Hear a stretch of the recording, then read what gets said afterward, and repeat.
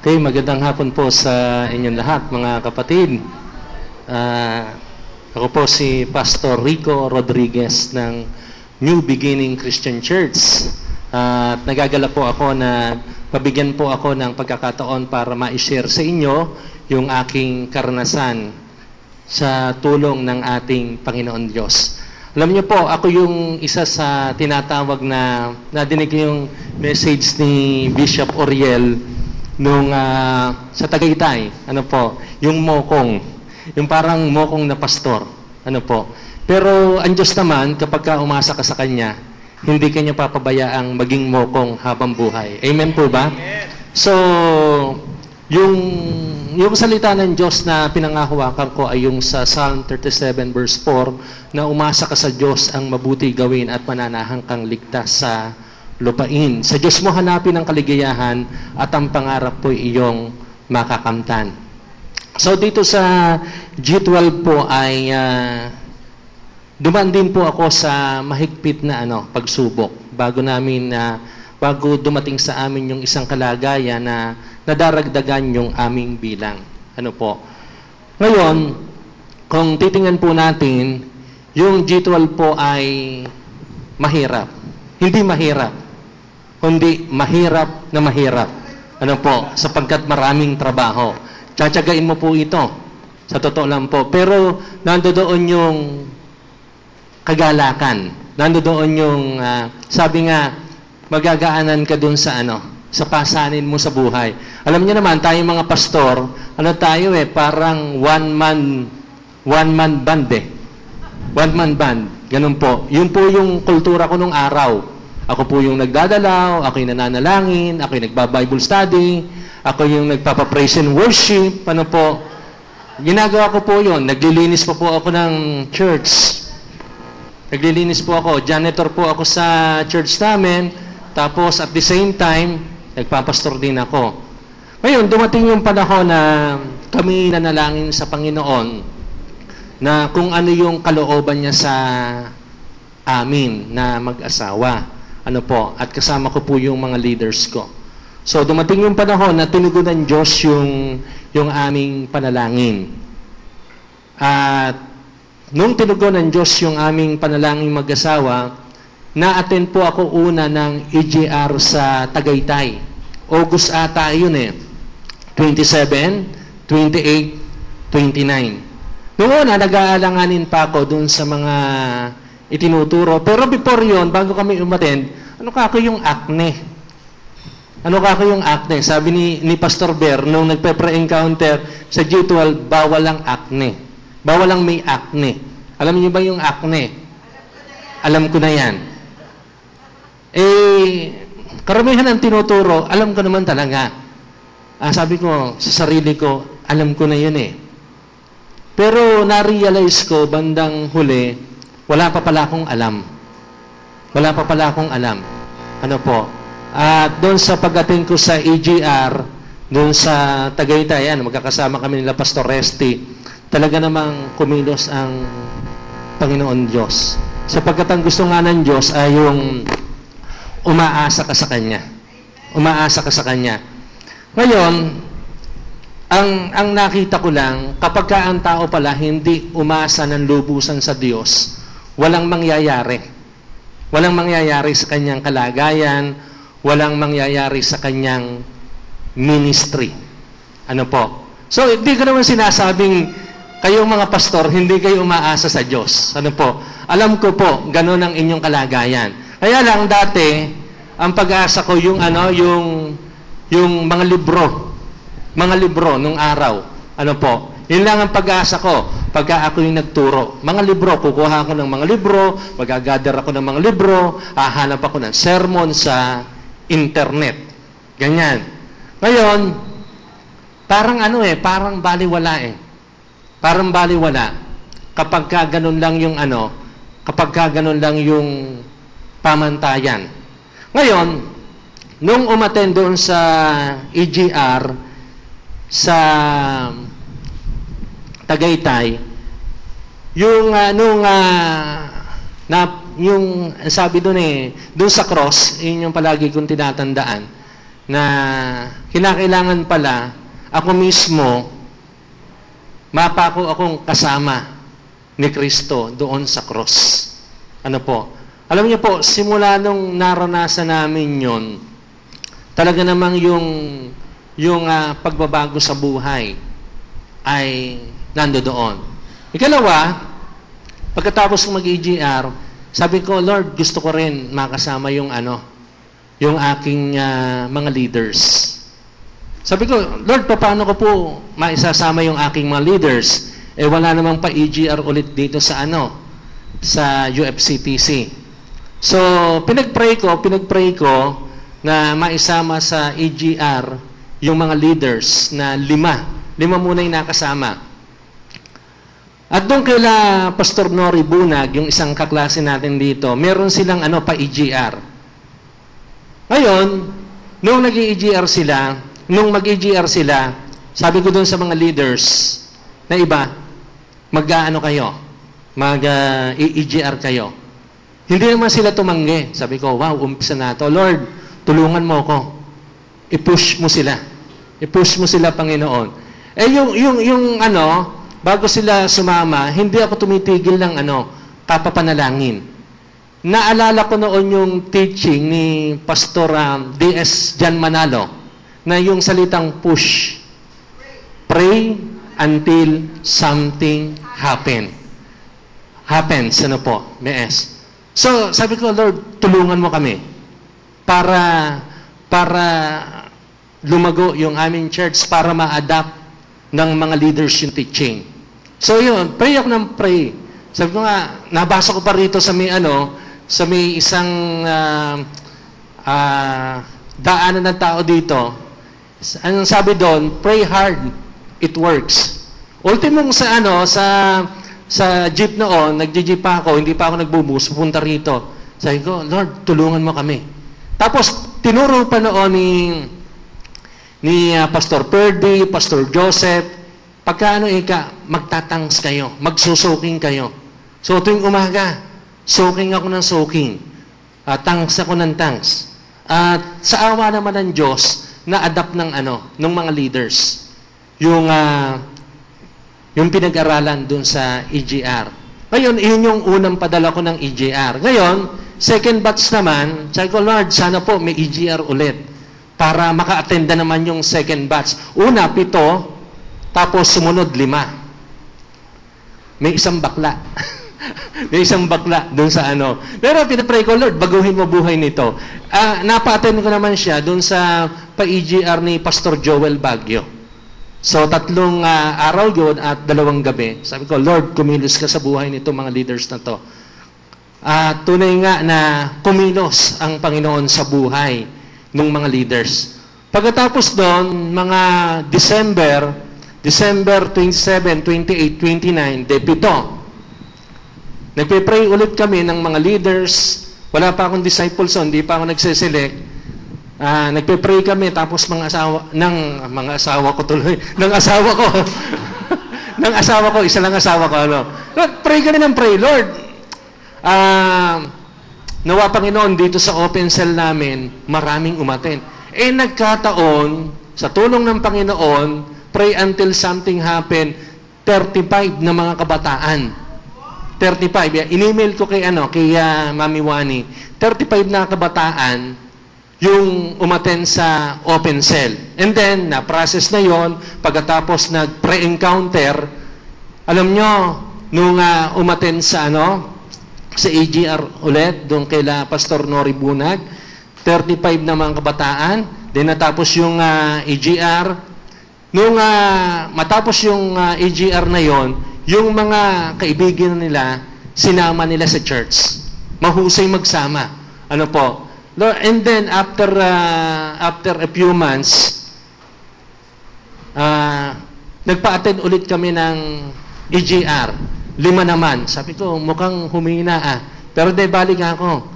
Kahit 5 yung napa-attend namin, okay lang. Sa tulong ng Panginoon, lalago yung aming church. And then, panghuli naming batch na pina-attend, 10 doon sa Turn to Jesus ulit. 10 naman ang pinadala namin. So, ganun yung naging sitwasyon.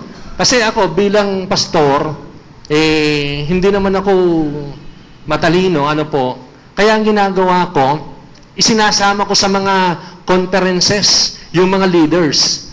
Doon nga sa huling AGR dito sa Tagaytay, sabi ni Bishop Oriel, nung nakita namin siya, kasi meron pa nga akong naging disciple ngayon na pilay, naputol yung paa.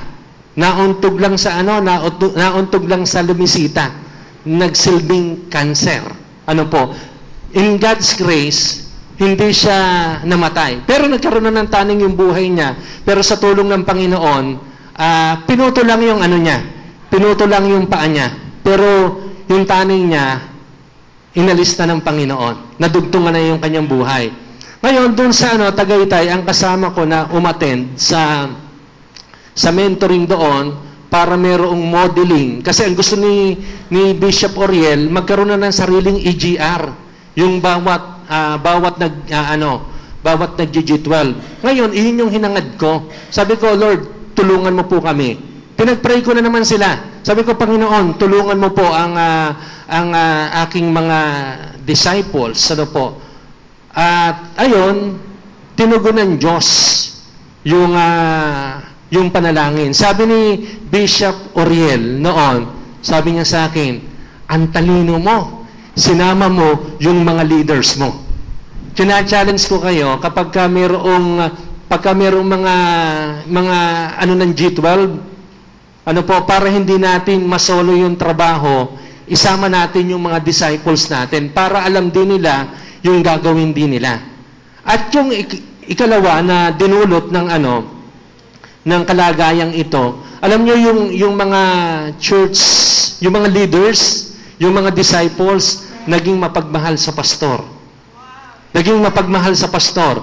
Mahal na mahal nila ako ngayon. Ang Diyos talaga namang kumikilo sa buhay nila. Ngayon, ang sikreto noon, alam nyo ba ang sikreto noon? Yung tuhod. Tuhod, Tuhod. Kinakailangan iluhod natin ang tuhod natin sa ating Panginoon. Tapos, ang sabi ng Bible, Matthew chapter 5, verse 8, Blessed are the pure in heart, for they will see God. Mahalaga yung yung mayroon tayong malinis na puso. Alam nyo, kahit simple lang kayo, kahit simple lang tayo, gagamitin tayo ng Panginoon Basta malinis yung ating puso. Doon sa Jeremiah 17, verse 10 ata iyon, ang sabi doon ni Yahweh, ako ang sumasaliksik ng inyong mga puso. Sumasaliksik ng inyong mga puso at ginagantimpalaan ko kayo ayon sa inyong pamumuhay. Tama ba? Hindi. So, gagantimpalaan tayo ng Panginoon. Pero mahirap yung aking pinagdaanan before. Nag-take po ako ng risk, katakot-takot na risk. At alam nyo ba, kapag ka pala nag-take ka ng risk, naging risk taker ka, maabot mo yung mapupunta ka dun sa tagumpay. Ngayon, ang kinakailangan lang natin, isa din sa natutuhan ko dito sa UFCTC, pagka umakyat ka sa bundok, huwag kang hihinto sa gitna. Kinakailangan magpatuloy ka. Tuloy-tuloy lang. Parang pag-akyat yan sa Palo Cebo Alam nyo ba, ang nakakahadlang sa pag-akyat sa Palo Cebo, yung hina ng loob, yung takot. Yung takot. Yung takot. Ngayon, lakasan lang natin ang loob natin at sa tulong ng ating Panginoon Diyos, bibigyan niya tayo ng kalakasan. Amen?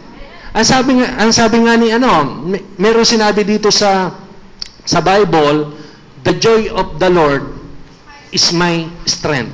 Alam niyo ako, sakitin ako noon, hinihimatay ako. Pero alam niyo ba, na hindi na ako hinihimatay ngayon. Sapagkat nandoon na sa puso ko yung patuloy na kagalakan. Ngayon, yung G12, mahirap na mahirap, pero kapag ginawa mo sa tulong ng Panginoon, magtatagumpay ka. Ang sabi ng ating Panginoong Jesus, doon sa John, chapter 15, kung kayo hiwalay sa akin, wala kayong magagawa. Without me, you are nothing. Hindi ko naman sinasabing hiwalay kayo sa Panginoon. Lahat tayo nasa Panginoon. Kaya lang, kamusta yung intimacy natin sa Diyos? Kamusta yung intimate relationship natin sa Diyos? Magandang merong head knowledge, mga kapatid, pero yung intimacy natin sa Panginoon, kamusta na? Ano po? Yung intimacy.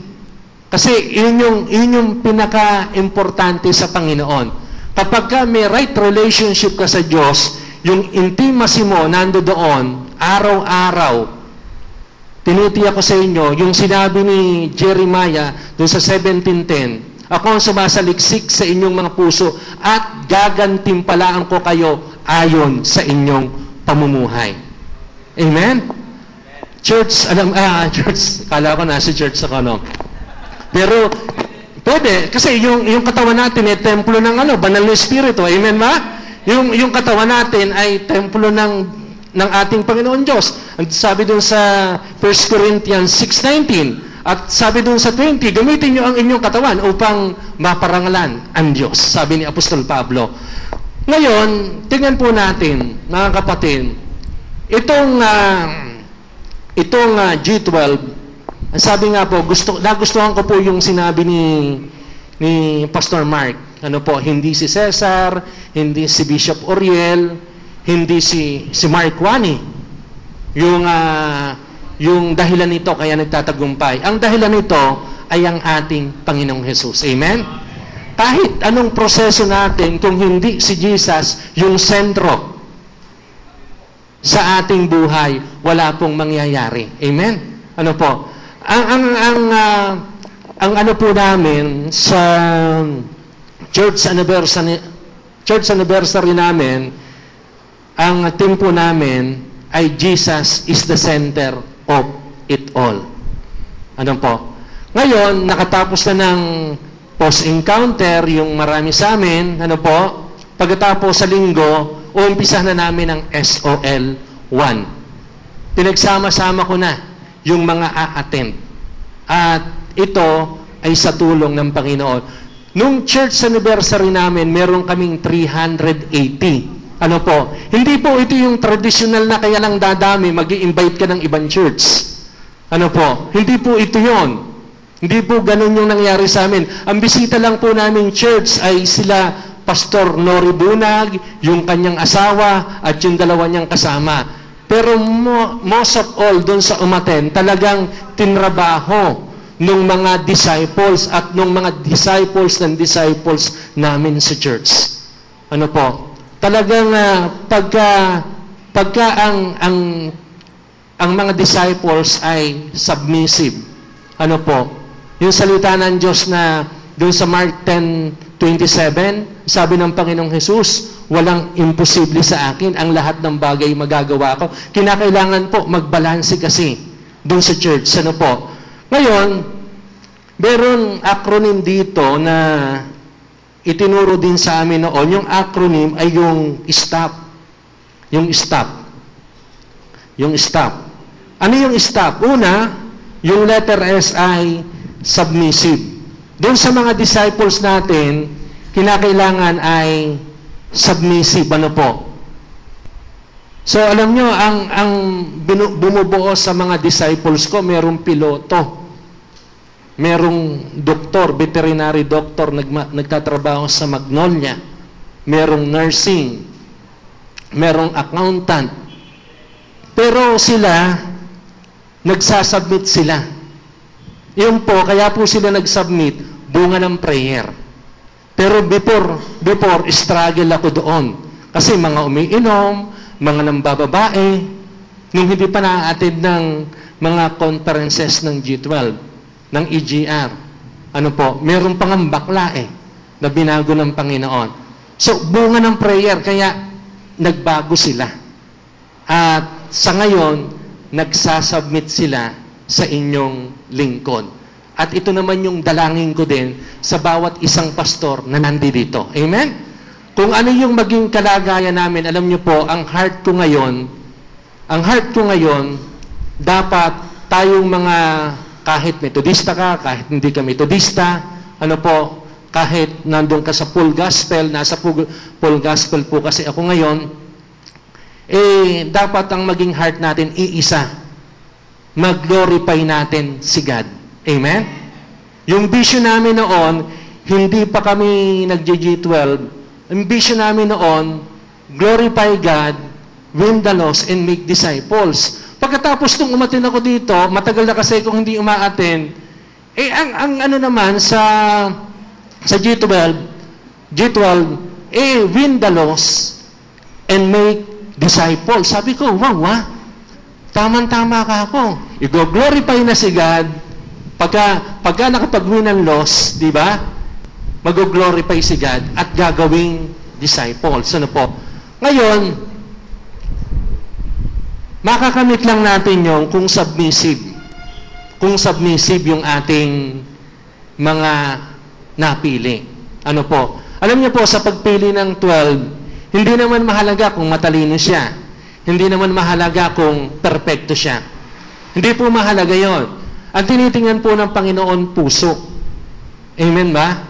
Puso po ang tinitingnan ng Diyos. Hindi po yung talino, hindi yung talent. Tingnan niyo si Levi. Nung sineleksyon ni Jesus, nasaan siya? Naniningil siya ng buwis Di po ba? Naniningil siya ng buwis. Nung naniningil siya ng buwis, hindi naman sinabi ni Jesus na makasalanan ka, hindi kita pipiliin. Pinili ni Jesus si Levi. At nakita ko doon, walang puwang sa puso ni Jesus yung discrimination.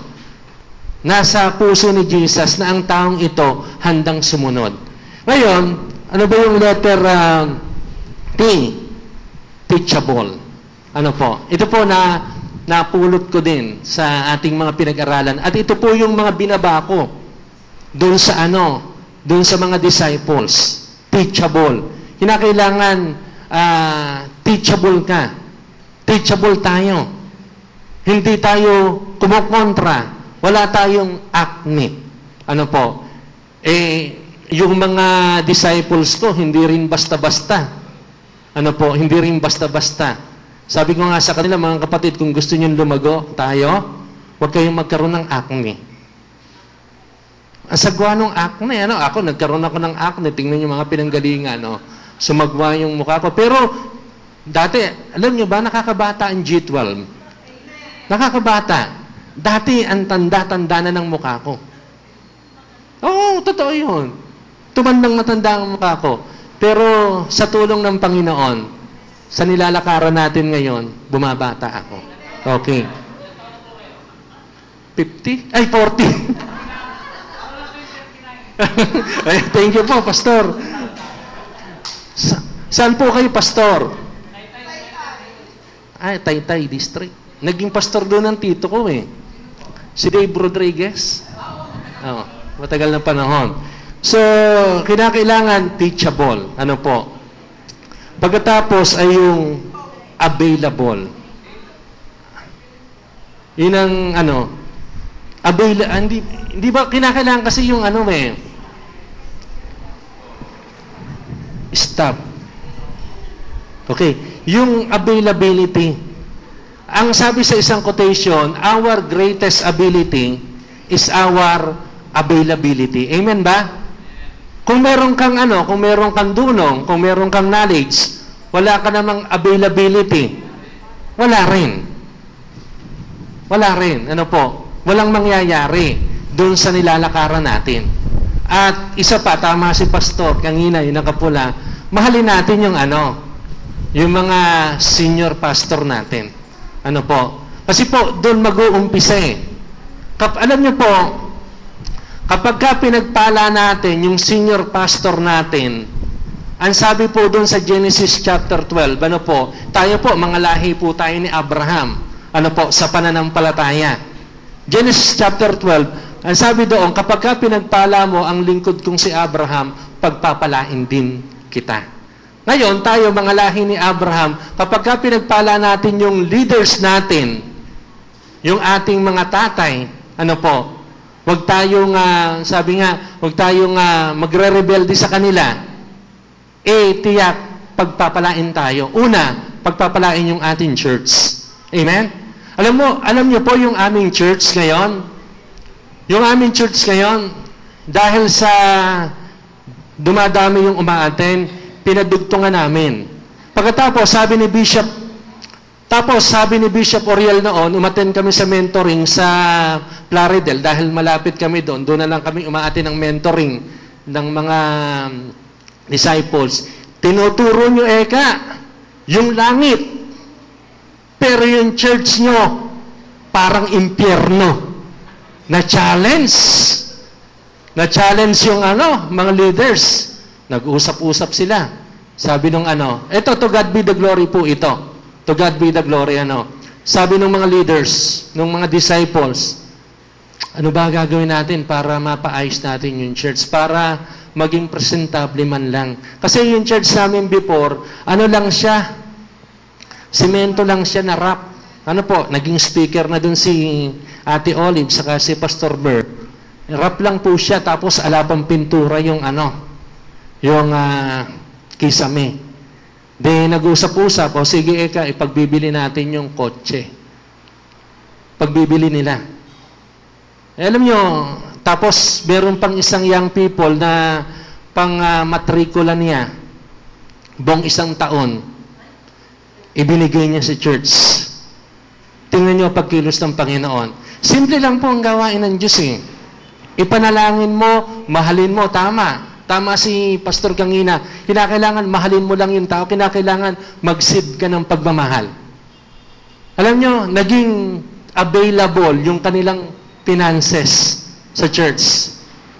Pinagbili pero hindi ko sinasabing ganun din ang gawin nyo, kaya lang, hinipo sila ng Panginoon, yung puso nila. Ngayon, nung mag-church anniversary, talagang pinaayos yung church. Tapos, makikita nyo naman sa Facebook yun To God be the glory po iyon. Ngayon, para maging presentable naman. Tapos, naglagay kami may 4 ng air condition sa church. Tapos, meron pang binabalak na magpalagay ng 2 Napunta na rin si kumpare ko doon. Yung nasa likuran. So, nagbabalak pa na bumili ng 2 yung mataas. Talagang yung puso ng mga tao hinipo ng Panginoon. Ngayon, ang dapat din naman sa atin, magpakita tayo ng example. Ng example, ng halimbawa. Kasi namin, yung disciples namin, kung available sila, pagka nagpatawag kami, pagka sila na may tumawag din sa amin at mayroong problema, available din kami para sa kanila. So, kinakailangan balanse. Kinakailangan balanse. So, yung availability, napakahalaga. Ika-4, letter F. Ano po yung letter F? Fruitfulness. Mabunga. Sabi ng John 15, yung bawat sangang hindi namumunga ay puputulin at itatapon sa apoy. At yung sanga namang namumunga, pinuputulan upang mas lalong magbunga. Nako, may karanasan ako noon, 2009. Kasi, ilang oras ba ako? Okay lang po. Okay. May kinita ako nun sa nasa sales din po kasi ko. Kumita ako ng malaki sa pag-aahente ng lupa at bahay. Ngayon, yung mga kumpare ko, mga kaibigan ko, nag-aya ng ipasok namin yung pera namin sa isang sa construction company. Pinasok yung pera ko na 250,000. Ganon. Noong unang 5 buwan, kumikita. Pagkatapos ng pang 5 buwan, nawala na. Galit na galit sa akin ng misis ko. 2009 yun. Galit na galit sa akin. Ngayon, naisip kong mag-abroad. Mag-abroad. Nag-leave ako sa pagpapastor. Alam nyo ba, nakapasa ako ng medical sa Japan. Ang problema naman, yung panglagay. Pagkatapos, lumipat ako ng ibang company, ng ibang agency, nag-apply ako sa Qatar. Wala ding nangyari. Nakapasa din ako sa sa medical, tapos ang kailangan na ng pera na panlagay, 25,000. Ngayon, hindi ako natuloy. September 2009. Alam nyo ba? Umulit yung sakit ko noon. Nawalan ako ng malay.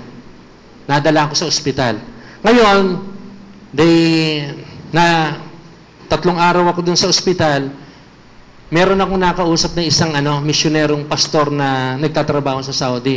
Ang sabi sa akin, kasama namin sa Samuel yon. Ang sabi sa akin, ano mo ba yung nangyari sa'yo? Kinain ka ng malaking isda.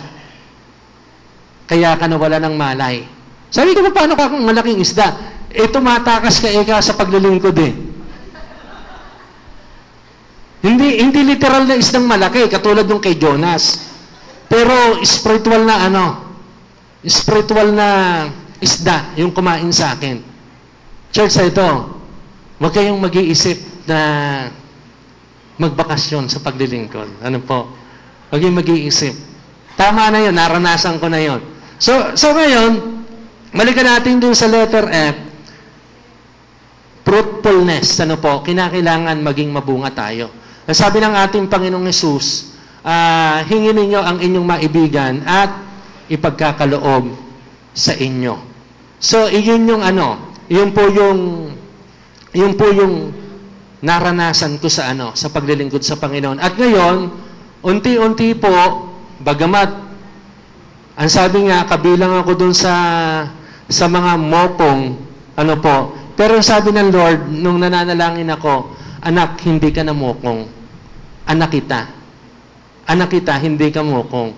Wala akong anak na mokong. Tama, hindi?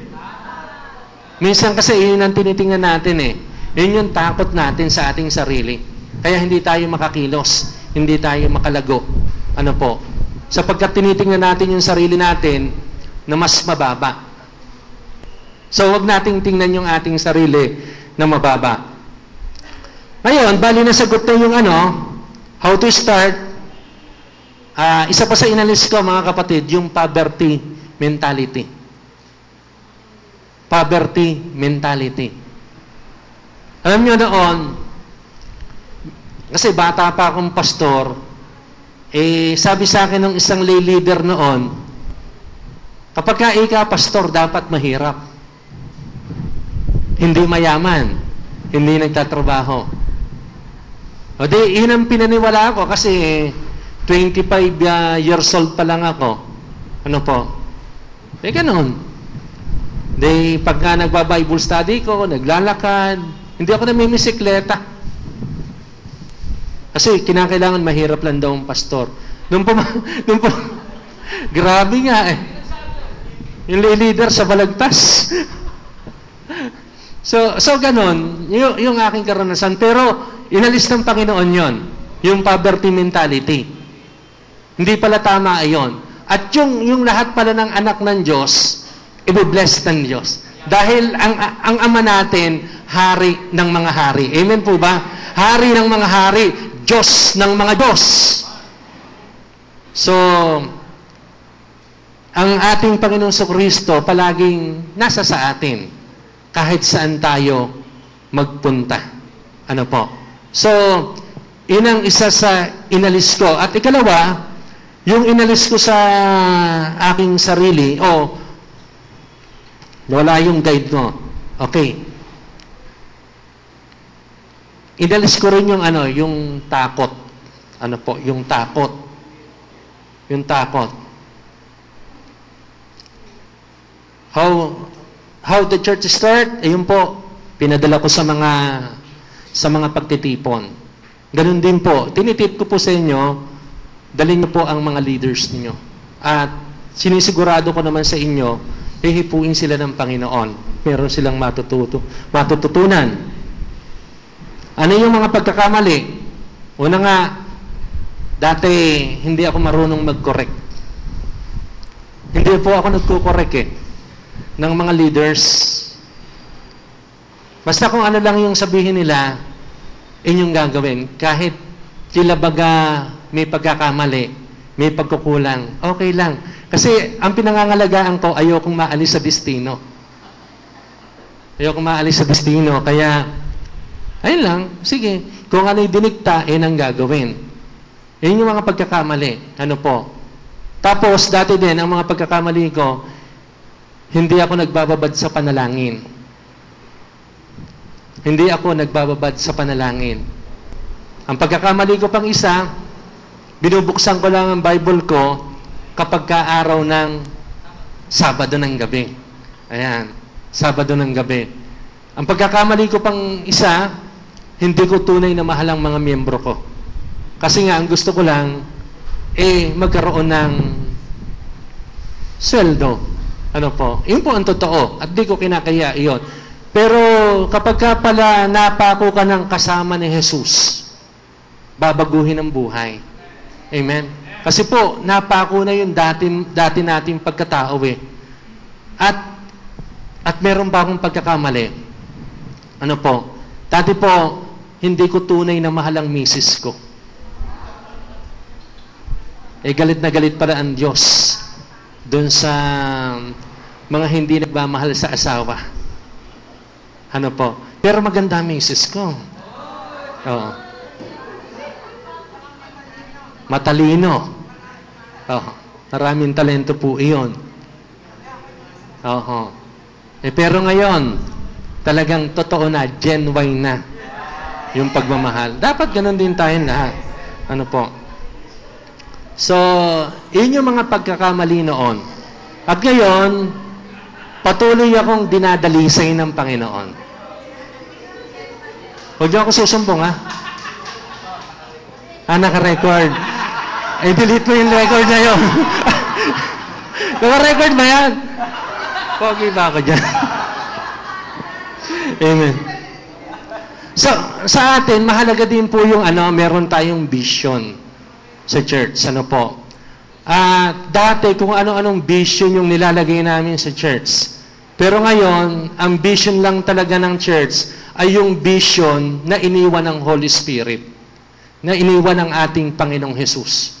Yung vision na win the lost and make disciples. Ano po?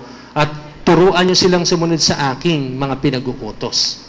Alam niyo po, hindi mabibigo. Hindi mabibigo ang sino bang taong lumalakad sa gustong padaanan ng ating Panginoon. Ngayon, depende yon sa atin. Kung ikaw ba'y susunod o hindi. Ayan, kami nila DS Mabuti, talagang napakabuti ng Diyos sa kanyang buhay. Amen? Sila DS Jan Manalo, nanalo na talaga ang Diyos sa buhay nila. Amen ba? At talaga naman kumikilos ang Panginoon sa district nila. Ano po? DS Mabuti, mabuti ang Diyos sa kanya. DS Jan Manalo, panalong-panalo na. Ano po? Panalong-panalo na ang Panginoon. DS Pera? DS Pera? Classmate, dadami pera mo. Kasi natandaan ko yung yung sinabi ni Bishop Oriol kapag kaluluwa yung business natin, talagang maraming pera. Kasi hindi naman tayo pa pwedeng mag-ministry na walang kasamang pera. Hindi ba nang magbabayad ng tax si Jesus, sabi niya kay Pedro, pumunta ka doon sa sa ilog. Doon sa bunganga ng isda, merong pera. Merong pera, kaya dadami yung pera natin. Ano po? Kapag walang pera, hindi mabuti yung ministry. Ano po? Pero kami, sa church, alam nyo, before, wala kaming mga businessman. Actually, kagagraduate lang. 'ng mga piloto namin. Pero sabi ko nga, 'yung mga piloto namin, talagang maraming pera. Kasi hindi naman tayo pa pwedeng mag-ministry na walang pera. Hindi ba nang magbabayad ng tax si Jesus, sabi niya kay Pedro, pumunta ka doon sa sa ilog. Doon sa bunganga ng isda, merong pera. May Doon sa isang pastor, sabi niya sa akin, ano ang ano nyo ngayon? Ano ang pondo nyo ngayon? Sabi ko, wala. Then nakatunganga kayo. Ano kayo? Mga tungangers. Sabi ko, meron po kami mula sa kayamanan ng Diyos na hindi nauubos. Ipagkakaloob niya ang lahat ng aming pangailangan. Ang currency po namin, faith currency. Amen ba? At ngayon, talaga naman dumarating yung pagpapala ng Panginoon. Kapag ka umasa tayo sa Diyos, yung mabuti ginawa natin, mananahan tayong ligtas sa lupain. Ano po? At yung pangarap natin ay makakamta natin. Mahalaga din yung may purpose ka. May purpose sa buhay. Ganda ng purpose ng G12 eh. Love God and love people. Kung yung mga kaibigan natin, kapatid natin, hindi natin maibig, paano nating maiibig ang Diyos? Ano po? Yung Diyos pa naman ang nagpo-provide ng lahat ng bagay. Kaya lang, gagamit siya ng mga tao na panggagalingan po nun. Hindi porket sinabing umasa ka sa Diyos, babagsak na lang yung mga pera, kung puro 10 piso yung bumagsak, saka 5 piso, then nagkabukol-bukol pa tayo. Ano po? Alam nyo, gagamit ang Diyos. Gagamit ang Diyos ng mga tao para mag-supply sa lahat ng ating pangangailangan. Ang isa pa sa maganda ay meron tayong goal na tinatawag. Meron tayong goal. Ang sabi dun sa goal natin, every believers making a leaders of leaders. Alam nyo sa amin, dun sa church na hawak ko, ultimong mga bata, nagdi-devotion. Yung anak ko, 13 years old, meron siyang disciple sa school niya. Ano po? Ultimong 10 years old, nag-share ng Word of God. Tinuro namin kasi yung yung pagkatakot sa Diyos. Yung pagkatakot sa Diyos. Ang sabi ng Bible, awit 1:1, verse 10 ata iyon, ang pagkatakot sa Diyos ay pasimula ng tunay na karunungan. Ano po? Merong matalino sa mga subject. Yung misis ko, tinatanggap ko, mas matalino sa akin. Talaga namang matalino yon. Ano po? Pero, sa pagsunod sa Diyos, masasabi natin na magiging matalino tayo. At yung mga ultimong mga bata, kapag tinuruan natin sila ng tamang pamantayan, alam nyo, kikilo sila. Yung mga bata sa amin, nagsasama ng mga invite nila. Nung Sunday, merong isang kabataan doon, sinishare ko lang po ito sa inyo, para ma-challenge kayo. May isang kabataan doon na halos 4 na linggo pa lang umaattend sa church namin. Kinakantsawan ko nga yung mga disciples ko 5 ang kasama. 5 ang kasama nila. At nangako naman na a-attend sa open cell. Sabi ko nga sa mga disciples ko, wala kayong kasama ngayon. Paano ba yan? Gusto nyo, paluin ko pa kayo. Mag-invite na po kami sa linggo. Kailangan ka ako magtrabaho tayo para mag-glorify si God. Sino gustong mag-glorify si God? So, kailangan magtrabaho tayo. Ano po? Para mag-glorify natin si God. So, ang ganda rin ito meron pang ladder of success. Meron pang ladder of success na tinatawag. Ano ba yung ladder of success? Win, consolidate, disciples, send. Ano po?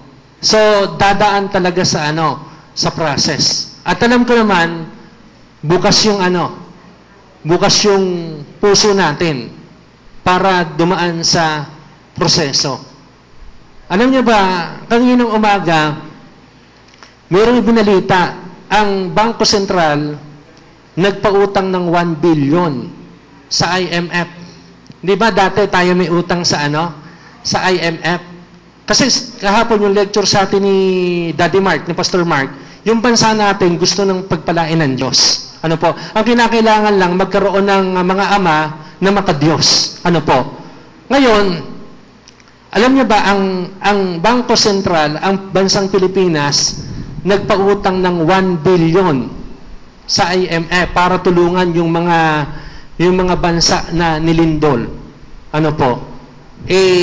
Ang sabi ng Bible, Deuteronomy chapter 28, ito po yung isa sa naranasan namin ngayon.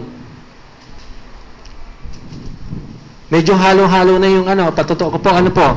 Ang sabi po dito, kapag dininig ninyo ang tinig ni Yahweh at sinunod ang kanyang kautusan, ibabantog na kayo sa gitna ng mga bansa. Nangyayari na po kasi po, dumadami na talaga yung sumusunod sa Diyos. Amen? Ano po? Hindi na po kunwa-kunwarian yung pagsunod sa Diyos ngayon ng karamihan. Kundi totohanan na. Amen ba? So, sabihin mo nga sa iyong katabi, kapatid, pinagpala ka ng Diyos. Kaya, pagpapalain din ang ating bansa. Nangyayari ito ngayon. Ano po? At tama yung sinasabi ni dun sa ating mga mentoring na kinakailangan maglagay tayo ng mga leaders na mga may takot sa Diyos, na sumusunod sa Diyos. Huwag natin gawing professional yung mga magnanakaw sa ating gobyerno. Alam niyo ba yung yung mga magnanakaw sa ating gobyerno, nanggaling sa UP, nanggaling sa Lasal, nanggaling sa Ateneo. Ano po? Kinakailangan sa mga disciples natin, kung meron lilitaw na sa 144 natin, lilitaw na mga leaders, itulak natin sila para manungkulan sa ating bansa. Kinakailangan po ng ating bansa ng righteous leaders. Amen? At iyon, magsisimula sa bawat isa sa atin. So, pwede, kaya kami, may kabataan kami doon, ginugroom namin talaga para mag-barangay captain. Ang sabi ko na sa kanya, kinakailangan dinggin mo ang tinig ng Diyos.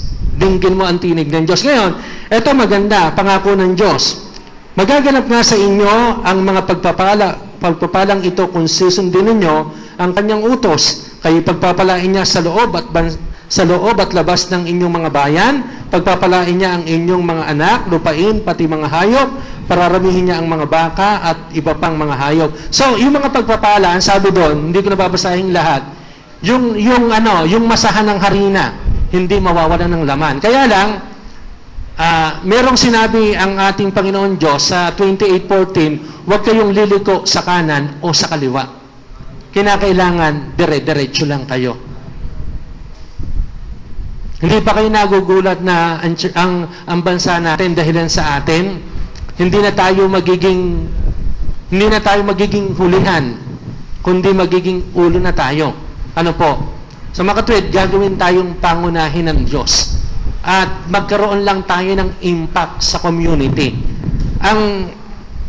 Paano tayo magkakaroon ng impact sa community? Ang sabi ni Jesus, para magkaroon tayo ng impact sa community, John chapter 8, verse 12. Ang sabi doon, ako ang tunay na ilaw ng sanlibutan.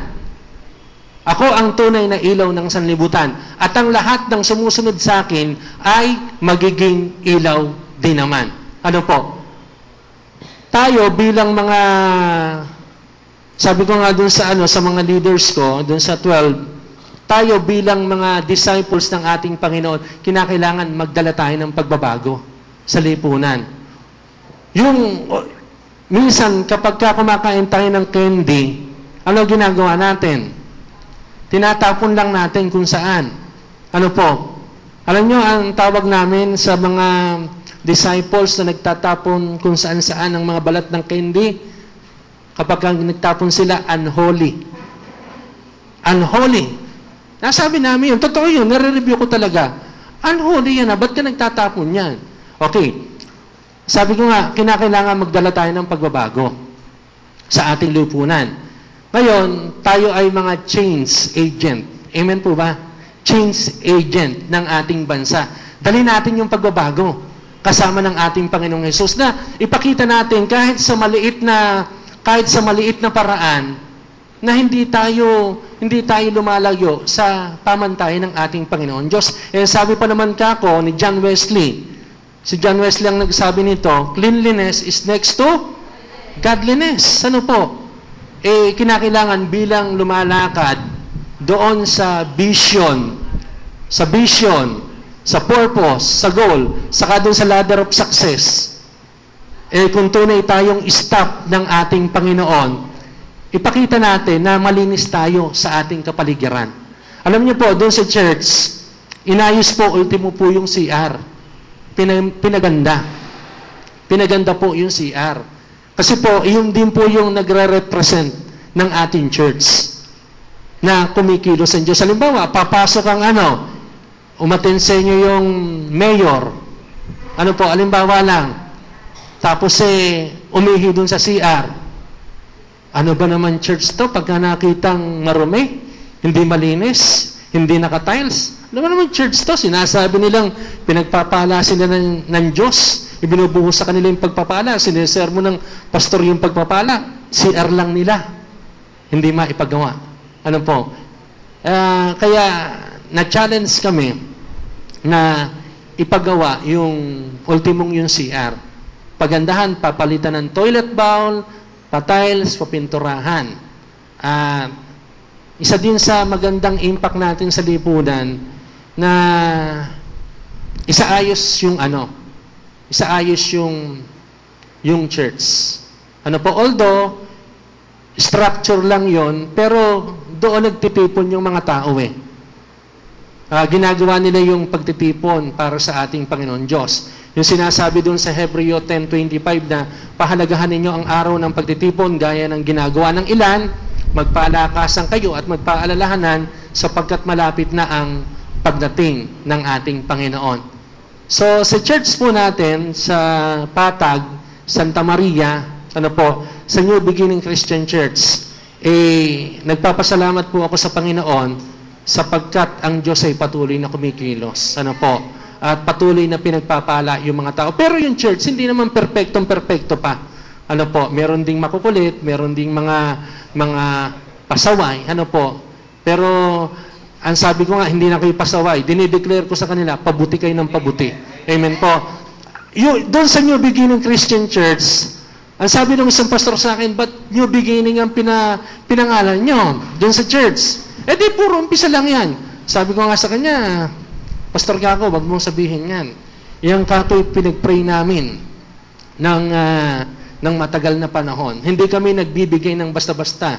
O hindi kami nagbibigay ng basta-bastang pangalan. Ang dami naming pinamili ang pangalan, pero yung revelation lumitaw sa pamamagitan ng prayer and fasting. Doon sa salitang new, hinango po namin yun sa Lamentation, chapter 3, verse 22.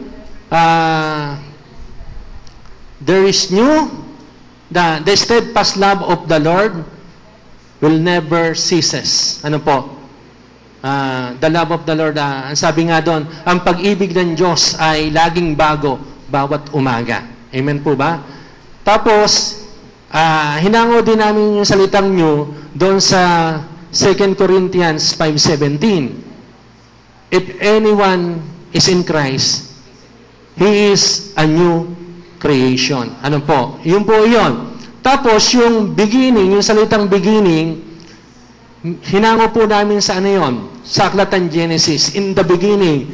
Tapos, dun sa John chapter 1, hinango po namin yon. So, yung salitang beginning, yun ay patungkol sa ating Panginoong Jesus. Tapos, yung church, yung Christian naman, sabi ko nga, Lord, naalala ko yung sinabi dun sa mga natutuhan namin noong mga nag-aaral pa kaming pastor. Yung Christian ay Christ-like.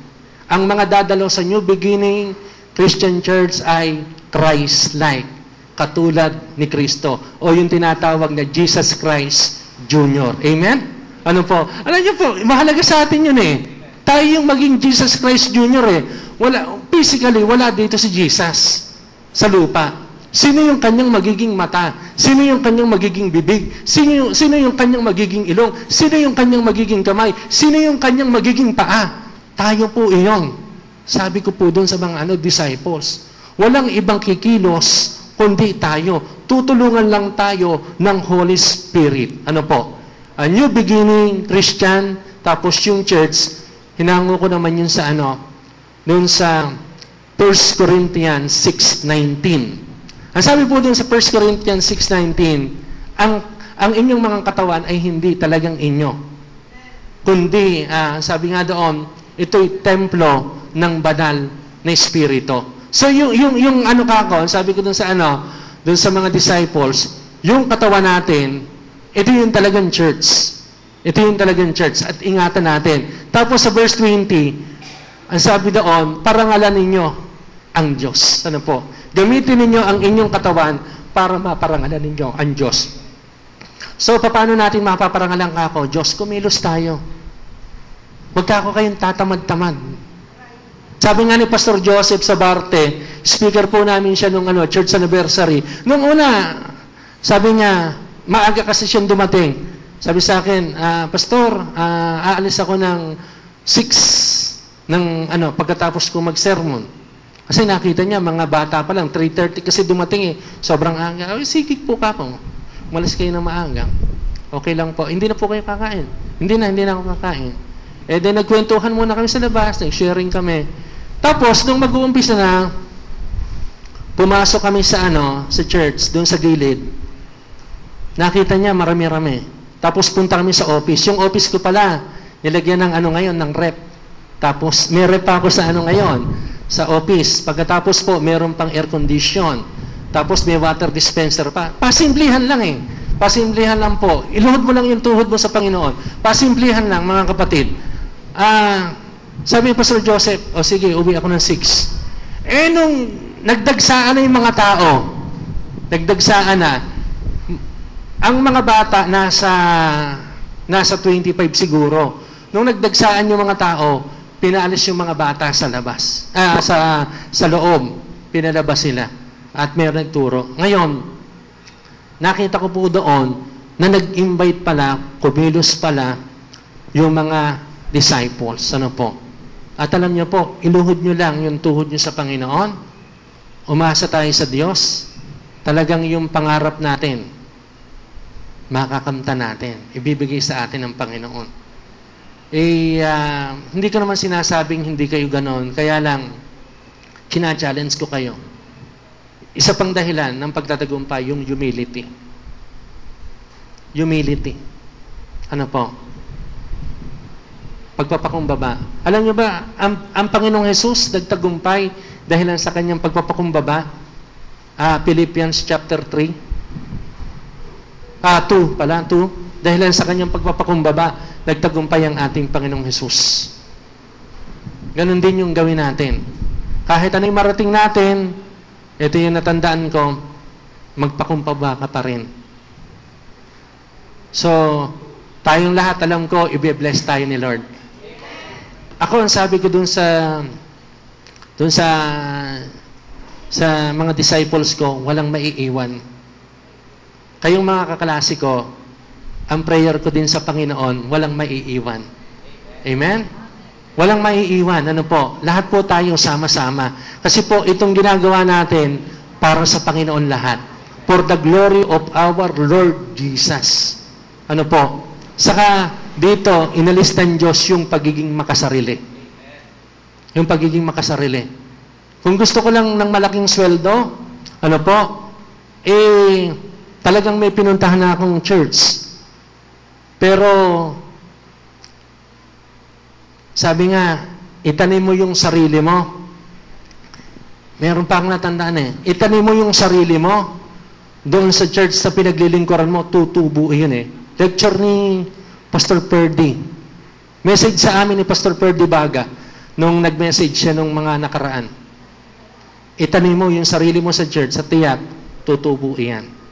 So, yun po yung aking isi-share sa inyo at dawa ay pagpalain tayo ng ating Panginoon Diyos. At naniniwala ako sama-sama tayong magtatagumpay sa tulong ng Panginoon. Amen po ba? Palakpakan nyo naman ang Panginoon. Ang hina naman. Parang hindi kayo naniniwala eh. Live simply. Ano po? Okay, pwedeng mag-pray ako sandali. Salamat po, Ama, sa hapong ito. Patuloy mo kaming pinagpala, O Diyos. Lord Jesus, Panginoon, salamat po sapagkat Ikaw ang Diyos na nangunguna at nagbe-bless, Panginoon, sa iyong mga anak, O Diyos. At alam ko po, O Diyos, na gagamitin mo, aming Ama, ang grupong ito na pumapasok sa UFCTC, Panginoon, upang madala yung mabuting balita, Panginoon, sa lahat ng dako ng bansang ito, O Diyos. Alam ko po, Panginoon, na iisa ka ng layunin sa amin, Panginoon. Iisa ka po ng purpose sa amin, aming Diyos. Lord Jesus, alam ko po na gusto mo na walang maiwan aming Panginoon. Ang gusto mo, O Diyos, lahat po ay lumago, ang lahat ay magtagumpay, ang lahat ng tao ay makakilala sa iyo, Panginoon, at sambahin ka sa Espiritu at katotohanan, aming Panginoong Jesus. Tunay nga, O Diyos, na i-bless mo po ang bawat pastor, Panginoon, na nandito. Ama, mahal ko po sila, Panginoon, katulad ng pagmamahal mo sa kanila. Lord Jesus, i-bless mo po ang kanilang ministry, aming Panginoon, spiritually, financially, aming Panginoon. Ibuhos mo po sa kanila, O Diyos, yung pagpapalang nagmumula sa iyo, aming Diyos, na tunay nga, Ama, na ikaw lamang po ang inaasahan namin sa buhay na ito, aming Panginoon. Lord Jesus, yung mga dapat ayusin, Panginoon, Lord, sa pamamagitan mo, Panginoon, sa pamamagitan ng Holy Spirit, Panginoon, Lord Jesus, ito po ay maayos, Panginoon, at magkaroon ng wisdom, ng knowledge, Panginoon, ng bawat leader, Panginoon, ng church na ito, O Diyos. At higit sa lahat, aming Panginoon, ang lahat ng gawa ng kalaban, ang lahat ng gawa ng dyablo, ay tinatapakan namin sa pangalan ng aming Panginoong Yesus. We are more than conqueror, aming Panginoon, at dinideclare namin sa hapong ito na we are victorious, aming Ama, sapagkat, Panginoon, ikaw po yung nangunguna sa amin, ikaw po yung tumutulong sa amin, Panginoon. Higit sa lahat, Panginoon, inaangkin namin yung sinasabi mo sa iyong mga salita sa Matthew 28 verse 20 na hindi mo kami iiwan hanggang sa dulo ng daigdig, aming Panginoon. Lord, salamat po sa iyo. I-bless mo po, Panginoon, ang aming mga leaders, Panginoon, si Pastor Cesar Castellano, si Bishop Oriel, aming Panginoon, si Pastor Mark Wani, O Diyos, at ang mga disciples ni Pastor Mark Wani, aming Panginoon. Ito nga pong aming dalangin. At pagpalain mo rin si Mami Eding. In Jesus' name, Amen and Amen. Magandang hapon po. Amen. Nakita po natin ang kapangyarihan ng Panginoon. Now this time, meron lang po akong isang challenge sa atin ngayon. Na habang nagsasalita po si Pastor dito, marahil ay merong mga parang arrow na nabibitawan at tumatama sa puso natin, tapos sasabihin natin, aray. Sa totoo lang po, meron, tatawag po ako dito, ano-ano po doon sa mga sinabi ni Pastor na nagdulot sa atin ng aray. At dahil nagdulot po sa atin ng aray, ibig sabihin, nagising yung diwa natin, ganun pala yung ginawa niya. Ibig sabihin, nagdulot sa atin ng kaliwanagan kung paano pa natin patatakbuhin ang vision ng Panginoon at i-apply ito sa atin. Now, sa akin po, ang una pong nakita ko dito, natutuwa po ako, bagamat ito'y hindi matinding aray, pero totoo po ito. Meron siyang sinabi, ang pag-i-implement ng vision ay hindi mahirap. Ano po ang sabi niya? Mahirap na mahirap. Sa totoo lang po, aray po talaga yun.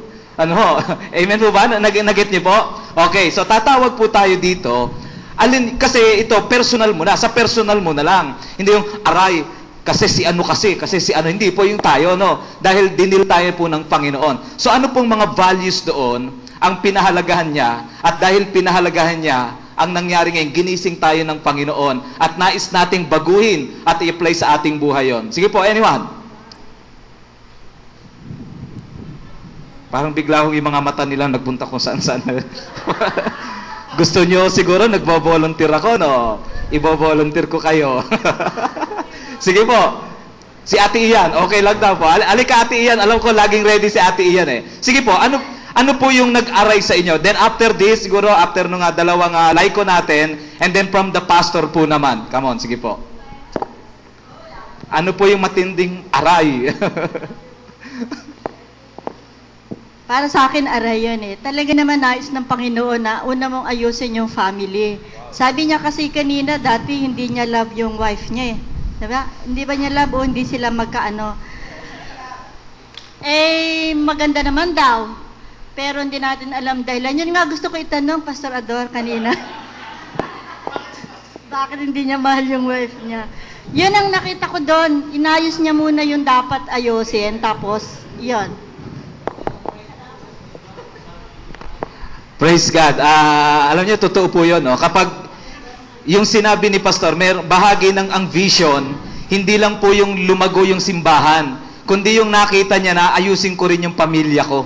Yun po yung matinding value. So, nakita natin yung uhaw na yon. Come on, meron pa po? Sige po, sa mga laiko po natin, mga leaders po natin. At yung aray na yan ay nagdulot sa iyo ng paggaling, no? Ibig sabihin, may bagong new beginning na gagawin ng Panginoon. Sige po, meron po ba? Okay, sa mga pastor naman po natin. Sige po, tawag naman tayo sa mga pastor. Anong values yung iyong nakita na naging dahilan para mag-flourish o magtagumpay yung vision sa kanilang ministry? Sige po, yung mga pastor po natin. Knock, knock. Okay, andyan pa po pala. Okay, sige po. Actually, challenge po sa atin yun eh.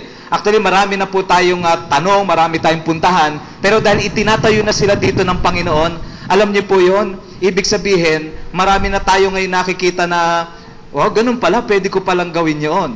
Sige po. Si Pastor Alinda uli. Okay, praise God. Magandang hapon. Ang isang value na parang kumurot sa akin yung value na hindi siya marunong mag-correct. Kasi ako ganun din eh, sobrang bait ko. Ayoko kasing makasakit ng damdamin, lalo na sa mga members or disciples. Na turo ako ng turo kung ano yung mga natututuhan dito, values. Kaya lang, pag hindi ko nakikita ang ginagawa, hindi ako nagre-review. Kung kailangan on time tayo sa mga gawain, tayo mangunguna, lalo tayo mga leaders. Marami pa rin ang hindi umaaten on time. Pero hindi ko masyadong nire-review. Basta turo lang ako ulit ng turo. Ito isang prinsipyo natin, on time. Pero marami nga po, hindi ko naman pinapagalitan. Hindi ko kino-correct. Tapos yung pagiging, humayo tayo kasi yan ang isang vision ng church natin. Parang tayong dadami kung hindi tayo humahayo. Mga tamad. Yung bang parang gano'n, hindi rin sila humahayo. So parang yun yung parang aray sa akin. Yung hindi ko sila makorek. Kasi ayoko nga silang masasaktan o yung parang pagka pinagalitan mo, kung na lang mag-isa. Parang gano'n. Amen. Kasi kapag na-identify po natin yung mga naging aray, dito po sa sinabi ni Pastor Rico, alam niyo po, ibig sabihin, may binabago sa atin ng Panginoon. Okay? Isa pa po, meron pa? Sige po, halika po kapatid, tara po. Ayan. Naganahan po magsalita. Ako po, yung aray ko po doon, ngayon po, katatanong ko lang kay Pastor, yung pong tuhod. Kasi kung manalangin po kasi ko nakaupo, minsan nakatayo, at pinaka-worst, nakahiga na. Pero hinihingi ko po ngayon, naaray po ako at ako po yung makokorek doon na talagang ilunuhod ko po. Dahil marami po talaga akong dapat ihingi sa Lord na mga miracles. Sabi po kanina, ang hingin daw po talaga yung miraculous na work ni Lord sa church. At lalo na po sa church namin. Ito po, kaya nga po napakahalaga nung gantong mentoring. Bagamat nagpapatuloy po ako sa cell, eto po, meron na naman bago na message sa akin. Iyon po, katatanong ko lang po kay Pastor, talaga daw po siya nakaluhod ang tuhod. Talagang, yun po, doon po ako ngayon. Kaya, praise God po. At doon sa sakit na yon at natamaan ako, may correction po mangyayari sa akin. Buhay ko. Amen, praise God. Salamat ang panalangin. Okay? Yung kasi sa pagko-correct dati nahiya ako, katulad ni Pastor Linda. Ngayon,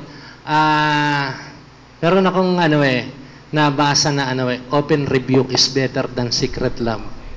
Mas mainam nang i-rebuke natin with love, with passion, yung ating mga disciples, kaysa naman akala nila tama yung ginagawa nila palagi. Amen. Praise God. Okay, sige po. Bago ko po tawagin si DS John, alam ko pong tayo talagang sa dami nung tinatanggap po natin halos nagpapatong-patong na sa isip natin Alam niyo po, yung Ita, nagsimba.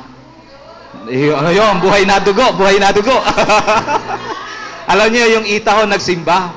Pag uwi nung Ita, tuwang-tuwa siya, talagang tumatalon pa, yung ngiti niya abot hanggang tenga. Yes, talagang pa ganun-ganun pa. Ang ginawa niya ngayon, yung nakasalubong niya yung misis niya ngayon, bigla niyang binuhat at talagang umikot siyang ganun.